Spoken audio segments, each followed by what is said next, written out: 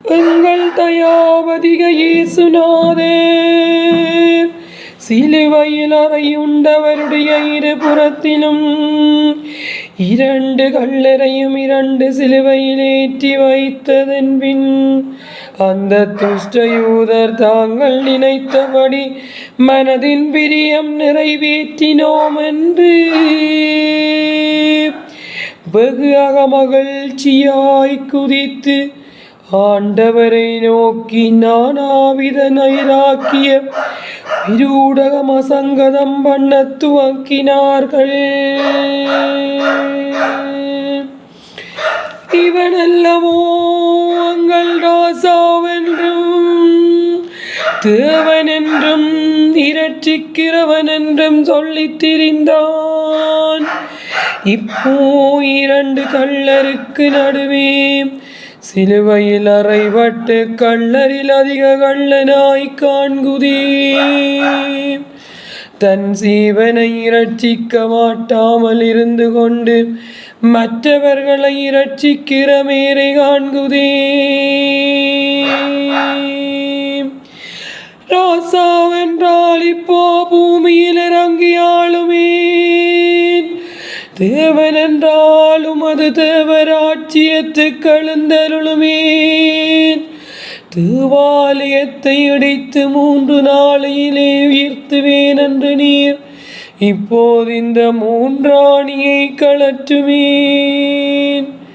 முந்தி தம்மை இரட்சியும் பின்பு மற்றவர்களை இரட்சிக்கிறதை காண்போம் என்று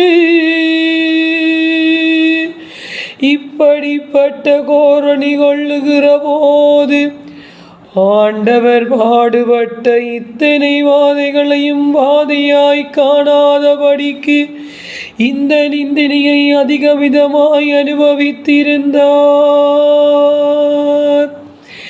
இப்படி இருதயத்திலே கொண்ட இந்த துக்கமும் சிலுவையிலே படுகிற கஸ்திவாதையும் ஒன்றாக கூடி சமுத்திரத்திலே ஆறுகளுடைய தண்ணீர்கள் கூடி பெருகினது போல் எங்கள் ஆண்டவருடைய துக்க சமுத்திரம் மட்டில்லாததாய் போயிற்று. அப்படியே எங்கள் ஆண்டவர் அந்த துக்கத்தில் அமிழ்ந்திருக்கையில் தாம் மரணிக்கு முன் மனுஷருக்கு உபகாரமுள்ள 7 தரும வாக்கியங்களை திருவுளம் பற்றினார். ஆனதினால் ஆண்டவர் பூலோகத்திலே போதித்த அத்தனை போதனைகளையும் சீனா என்கிற மலையில் அருளிச் செய்த உத்தம பிரசங்கங்களையும் கேளாதவர்கள் இப்போ இந்த கபால மலையில் மரண அவஸ்தையின் அருளுகிற வசனங்களை கேட்க கடவது.